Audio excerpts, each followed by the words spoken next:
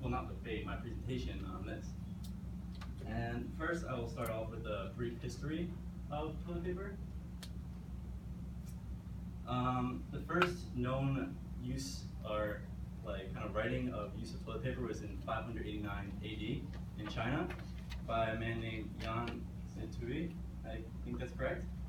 He wrote what he quoted: "Paper on which there are quotations or names of sages, I dare not use for toilet purposes," which is pretty much saying any type of paper that has names he won't use to wipe his butt, but any other paper that's just laying around he would use. And then the next use of cleaning while using the bathroom was in ancient Rome, which was a sponge on a stick. So you'd use that to clean yourself, and then you would dip it in vinegar to then let it soak and clean itself for the next time. And then down here was what the first commercially sold toilet paper looked like. You kind of bought in a package. It was sold by a man named Joseph Chieti, and that was in 1857. And what his quote, like what his sales thing was the greatest necessity of the age, which kind of turned out to be a real thing because mostly anyone uses it in their everyday life. And then there's also alternatives to toilet paper. There are your hands, which is kind of the last thing you want to use. There are wet wipes, which I recommend, keeps you clean. There's this called a bidet, which is used in a lot of Asian countries, using European. It like sprays water and cleans all that area out. Very useful. And then there's leaves, if you find yourself in the woods trying to clean up. Hopefully you don't use poison ivy. I had a friend that did that. He was in a lot of pain for a long time. Alright, so many people think that this argument is pointless, but it's actually one of like the most, well, there was a columnist named Ann Landers, and she made a column on this, and it was the most responded to column that she had in her entire company. It had over 15,000 replies. And arguments range from aesthetics, hospitality, cleanliness, and is known as a hurdle in some marriages that they must kind of agree on, I guess. And then, so I believe over is the right way to go, and I'm here to persuade you why over is the right way. And I have toilet paper here. It is one ply, which is the worst of the worst. You can see through it. But this is over, where you hang it like this. And this would be under, as you can see here. Aesthetically, I believe over looks better as it's hanging there.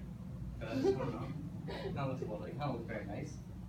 And then over also reduces the risk of when you reach for the toilet paper, of your hand brushing against the wall behind it. You know, that kind of transmits germs on that on the wall in a public bathroom or even in your own bathroom. Because if it's under, it's right up against the wall. So you go to reach for it and your knuckles are scraping the wall, no doubt. Over lets people have the option to fold over the last sheet and make it look very nice. You can see this in a lot of hotels, in guest bathrooms, in people's houses and whatnot. I try to learn how to do this, but it takes a while, and the only videos taught me how to fold it into heart shapes. Not that shape, sadly. Here is probably the main purpose for it, is visually locating the end of the toilet roll. Under, you only get this little slice, but when it's over, you get the entire front of the roll, and it's much easier to grab it. So if it's under, kind of looking down at it, it's like here in the toilet paper, you only see this little bit. But over, you see the whole thing, and you can grab it very easily.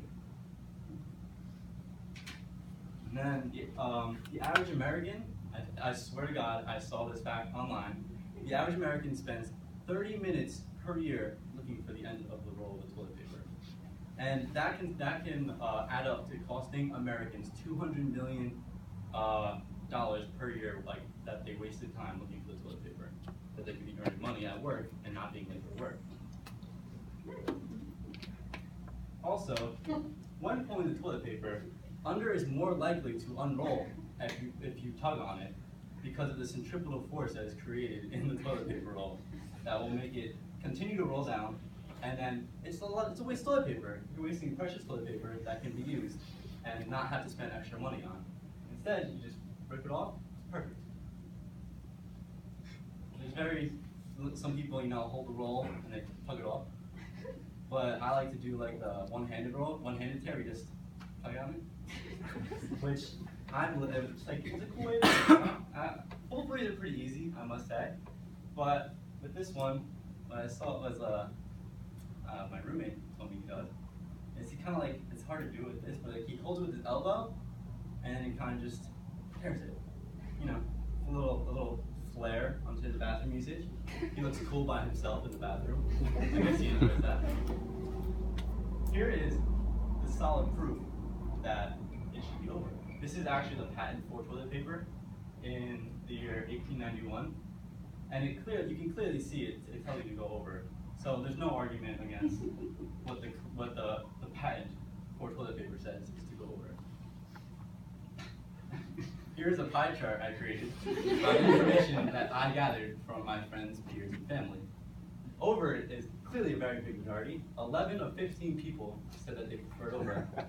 And this red section represents people who chose under. These are the people that are the savages in my life and don't know how to go to the bathroom.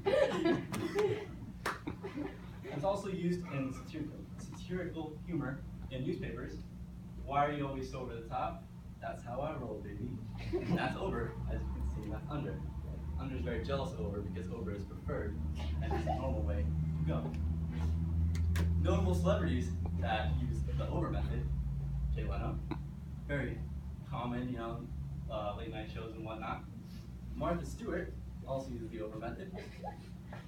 Ty Pennington, host for Extreme Home Makeover, uses over. So he does home makeovers. He obviously knows the right way to do it. So I really trust this man's way of doing it. A notable celebrity, and then another one, is the butler for Princess Diana of Wales.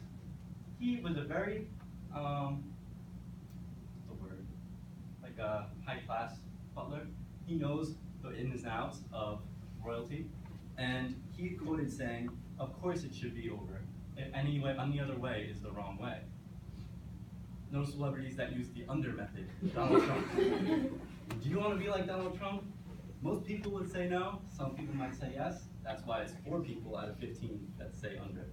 And 4 out of 15 people in this room, hopefully, maybe vote for Donald Trump. I wouldn't myself. And then I have a short video also explaining. This video is of a dad making a video for his kids.